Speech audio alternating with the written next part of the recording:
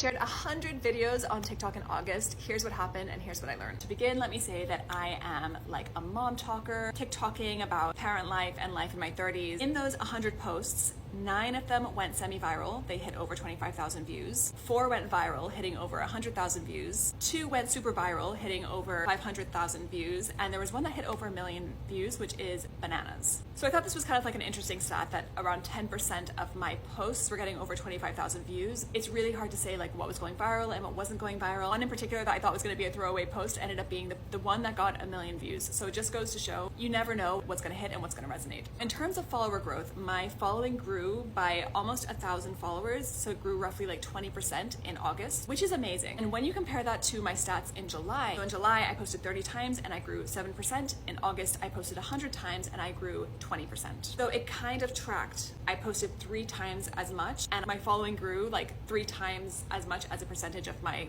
base, if you see what I mean. Now, what I thought was the most interesting thing, because I'm really interested in growing a community here. I'm not really interested in just having like a bunch of followers who don't really care. My impression is that a lot of people join these follower trains and they say, teamwork, follow me, I'll follow you. And weirdly, those people tend to have like 15,000 followers and they follow like 500 people. So the math doesn't math there for me. I was really curious around how I could build a really organic community and attract followers from people who genuinely resonate with my content. And at first I thought that it would be views that would do this. So here you can see my views for the month and you can see that they kind of like peaked on certain days. And while this did kind of track on top of my follower day by day tracking, which I'll show you now. So you can kind of see it does track. It didn't track as well as 2 other metrics, which is sharing and comments. So this is the comments graph. And I find that this looks a lot more reflective of my follower count day on day compared to the views. But when I plugged this all into ChatGPT to help me with this analysis, ChatGPT actually said that there's a higher correlation between my share count day on day to my follower count than my comments to my follower count. Kind of makes sense. And I guess for 2 reasons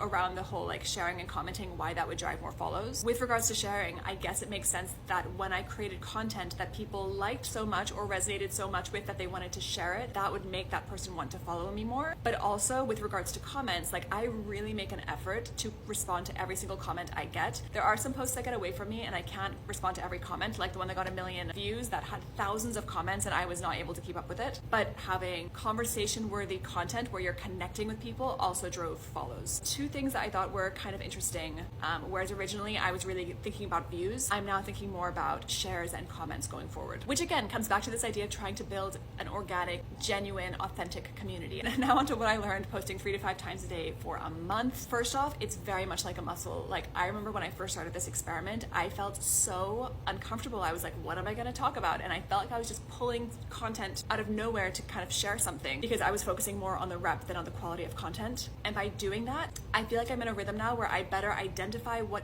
could be content. I think about things and I have like a whole process of writing them down to then create content around it later. Like I've definitely improved my process of creating content. I feel more comfortable having ideas and just creating content on the fly, which I think is a win. There's definitely something to be said around quality content matters more than quantity, but I do also think that there's power in the rep over the results. I think that the art of creating content and practicing that skill set is super valuable if you want to be a content creator or if you want to build an online community. And so by just doing the work, even if I thought like, oh my God, this post is terrible, or oh, this is really boring, just posting it helped me get better. And I feel a lot more confident in my abilities now creating content than I did when I first started. Another thing, which I heard someone say once, and I can't remember who said this, but it's so true. When you're trying to improve a craft, your taste will often exceed your capability. Sometimes I look at my content and I'm like, that is a terrible post, but it's because my taste is exceeding my current capability. But in order to meet the level of my taste, I have to go through these steps of creating content that I'm kind of like, is this good? I don't know. Definitely an interesting journey of